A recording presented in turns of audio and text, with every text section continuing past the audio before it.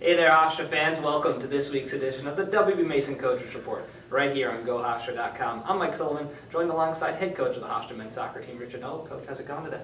Good, thank you, Mike. Coming off a two-game week, you lose on the road to Vermont, but you come back yesterday against Monmouth, defeat the Hawks 2-1. What were your overall impressions on the week? Yeah, a disappointing loss against Vermont. I thought we were out-competed on the day, Vermont was scrappy and hard-working and gave everything. I don't think we matched that intensity. We had a good first half, or a great spell for 20 minutes when we equalised and got back into the game. But then we just got out-competed, and I told the boys after the game, look, it's not always about pretty intelligent soccer, it's about competing and putting the two together. So very happy the way they responded. I thought the second half we had to get down and dirty and scrappy and fight for every ball and be tough, and I thought we did that very well against a very good Monmouth team. So I think they've risen to the challenge in the game yesterday, and I'm happy with that and happy with the result. Marius Lativo scores against Vermont on Wednesday, and that was something that in years past with Tyler Body still on the team, Sean Foster, you got offense from your center backs, whether off corner kicks, set pieces in the danger area. What have you seen from him in terms of that aspect of his game? Marius is a good player who's getting better every week, and I'm happy for him that he scored, but not happy that we lost the game, of course. But the delivery we get on free kicks from Chris Greaves and Herbert really helps. So when we sent the big boys forward, we were always a threat because of the quality of the service. So I'm just happy for Marius. He's a quiet boy that we wanted more communication on the field, and I think we're getting that. I just want him to keep progressing. Based on what you saw from him defensively last season, how has he progressed on the back line this year? Well, I think communication is key. He's getting better. I think he's stepping round better when we ask him to step round. I think how he blends with the back four is a lot better as well. His management of the back four is better too. So we're pleased with his progress. Move ahead to Monmouth. Mike Memich hasn't been 100% all year, but the first multi-goal game of his career yesterday. How has he come back and worked through this hamstring injury? Well, as you can see, we're bringing him off at certain times. He's not fully fit yet, but when he's quite lethal in front of goal, so it's just a matter of getting through this injury, hopefully getting to full fitness in the next week or two, and trying to get him on the field as much as possible. And you saw yesterday, he had two clinical finishes. He put both goals away excellently, and indeed he could or should have had a third. So we're happy with him where he's at and how he's progressing, but of course we always want more.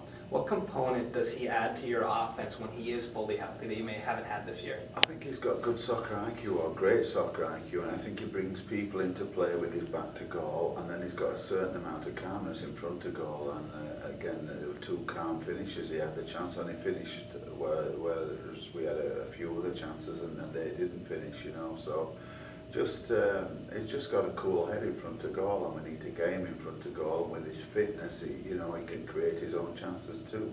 Roberto Pellegrini, 4 more saves yesterday, quietly has put together a good season bouncing back from that back injury.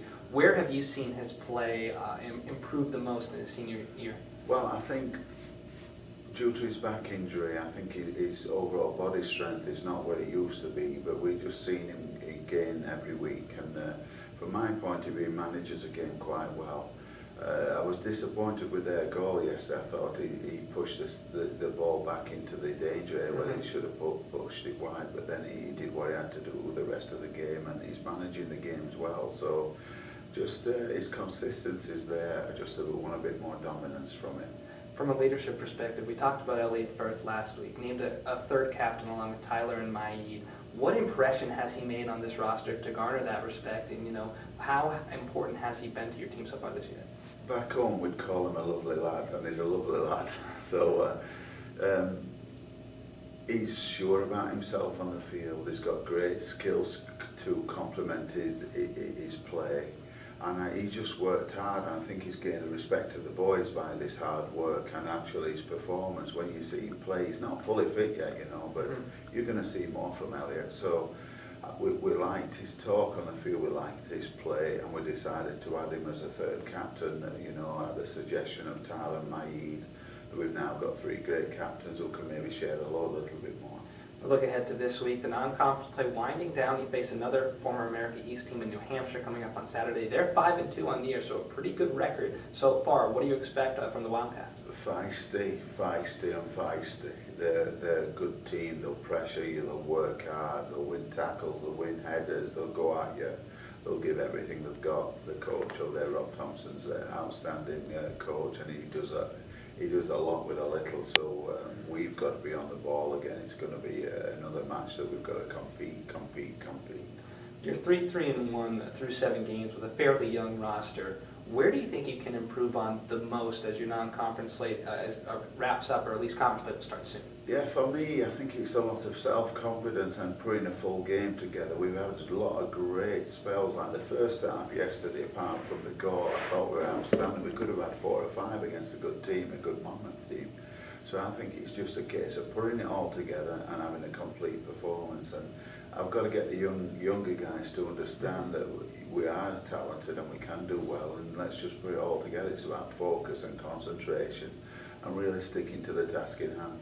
How much as a coaching staff can you impact that playing a full 90 minutes, or does a lot of that responsibility fall on the leadership of like Tyler Body, Mike Memicher, and Elliot Burke? I think it's a combination of all factors. We've got to prepare them well for the game. They've got to understand the game plan. We've got to reinforce it. We've got to make adjustments when and where we need to.